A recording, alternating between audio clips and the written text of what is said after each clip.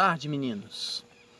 Dentro do PET 2 de Geografia, nós falaremos sobre alguns pontos muito importantes, como, por exemplo, alguns conceitos básicos da geografia, como lugar. Lugar é onde vivemos e passamos a maior parte do nosso tempo, como, por exemplo, uma escola, a nossa casa, uma rua, uma cidade, enfim, seria uma porção do espaço onde criamos identidade, particularidades. Outro conceito fundamental é o de território, que está ligado ao conceito de fronteiras. Seria uma porção do espaço delimitada por fronteiras, como por exemplo o Brasil, que tem fronteiras, delimitações com 10 países da América do Sul. E aí nós temos esse conceito relacionado ao território.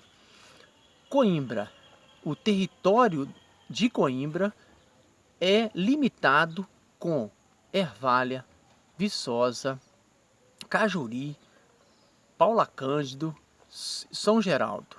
Portanto, o conceito de território está ligado aos limites, às áreas que delimitam uma porção de outra, uma cidade em relação a outra, um país em relação a outro, um estado em relação a outro, seria chamado de território. E a região seria o conceito ligado a uma divisão de porções desse território. É o caso do Brasil. O Brasil é dividido pelo IBGE nas regiões Norte, Nordeste, Sul, Sudeste e Centro-Oeste. Um estado como Minas Gerais também é dividido em regiões. Nós temos 12 mesorregiões em Minas Gerais. Uma delas é a Zona da Mata, onde nós moramos. Nós temos o Triângulo, o Norte, o Vale do Mucuri, o Noroeste, enfim, cada mesorregião apresenta características particulares, como a cultura, como os costumes, as festas típicas, as atividades econômicas. Portanto, cada porção do estado de Minas Gerais é dividida em regiões, assim como uma cidade do porte médio, do porte grande, normalmente elas são divididas em regiões. Uma cidade pequena, como Coimbra, também pode ser dividida em regiões, como por exemplo os bairros. O centro, são áreas de um território menor, é uma cidade pequena, mas também pode ser dividida em regiões.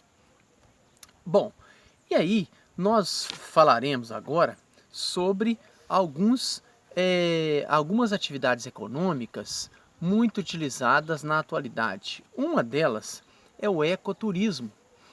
Minas Gerais possui muitas paisagens naturais e paisagens culturais. Quando eu falo de paisagens culturais, nós temos o exemplo, vários exemplos inclusive, das cachoeiras, das serras, dos planaltos, das áreas de parques e florestas. Nós temos elementos culturais importantíssimos da nossa cultura, da cultura de Minas Gerais, como, por exemplo, as festas típicas, por exemplo, a folia de reis. Nós temos o queijo como o patrimônio imaterial do nosso estado. Nós temos vários elementos culturais, como a religiosidade, as festas, alguns alimentos, produtos típicos do nosso estado, como queijo.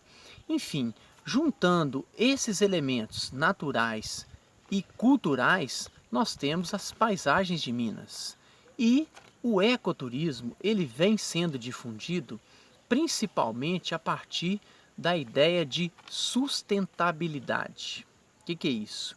Seria a utilização dos recursos naturais, a exploração das florestas, das cachoeiras, das cidades históricas, das festas típicas.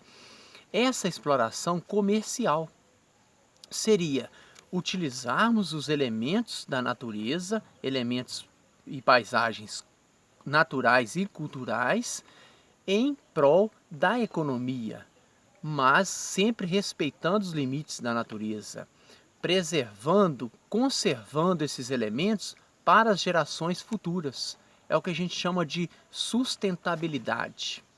Ao visitarmos um parque ecológico, um parque florestal, né, temos que tomar cuidados com relação à questão do lançamento de lixo em locais inadequados.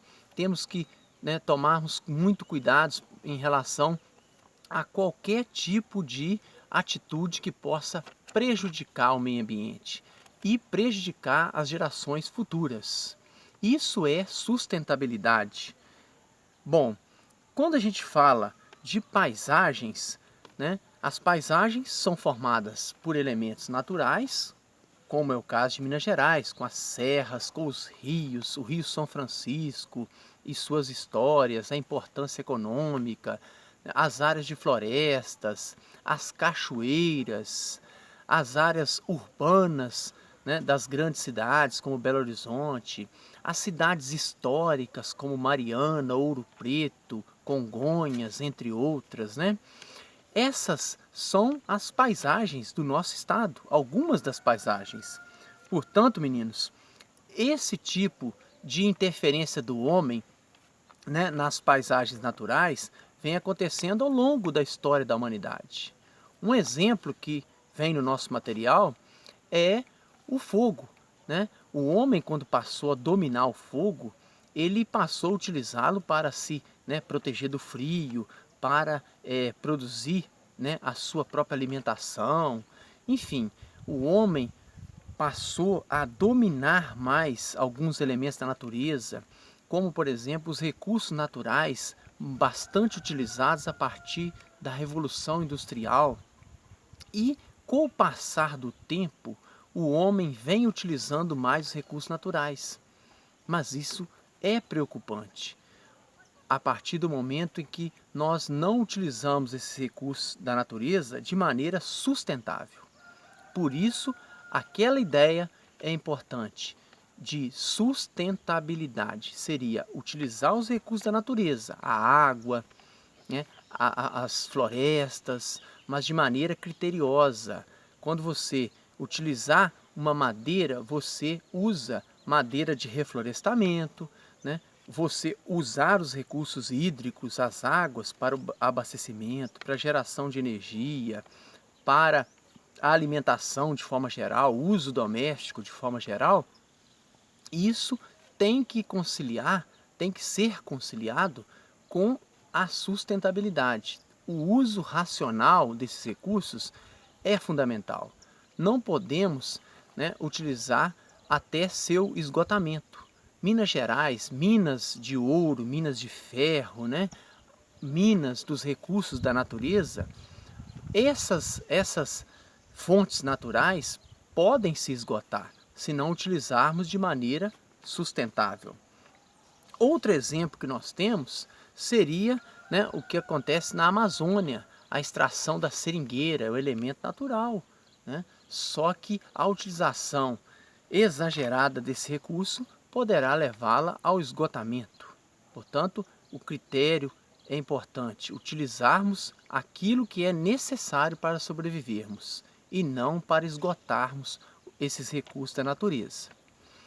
Quando nós falamos de urbano e rural, é importante dizer que cada cidade tem sua função. As cidades maiores, como Belo Horizonte, Juiz de Fora, Uberlândia, Governador Valadares, Montes Claros, têm uma função comercial, né, mais destacada, uma função industrial, né, também destacada. E assim, as cidades de porte médio, né, como Viçosa, têm suas funções ou sua função, a função universitária, que é o destaque, enfim. E as cidades menores também exercem funções comerciais, né, atividades rurais ligadas à urbanização, atividades, né, como agricultura, pecuária. São municípios que dependem da exportação de produtos agropecuários. Enfim, cada cidade desempenha uma função, mas todas têm algumas características em comum, como por exemplo, né, a presença, né, os municípios de áreas urbanas, com postos de saúde, né, com escolas, né, com áreas de comércio, enfim, tanto as menores, as médias, as maiores. E nós temos hoje no Brasil, em Minas e no Brasil, a maioria da população morando em cidades. Isso aconteceu em função do chamado êxodo rural, que foi o deslocamento dessas pessoas do campo para a cidade. Até os anos 60, a maioria da população brasileira vivia no campo. A partir de então, do final da década de 60, o Brasil se tornou um país urbano. Hoje, 85% dos brasileiros vivem em cidades. O Brasil é um país urbano. Pois bem, nós temos essa urbanização promovendo desigualdades. Nós temos pessoas morando em bairros luxuosos, em moradias mais confortáveis, condomínios fechados, e nós temos uma grande parcela da população morando em áreas periféricas, né, sem condições dignas de saúde, de educação, de segurança, de saneamento básico.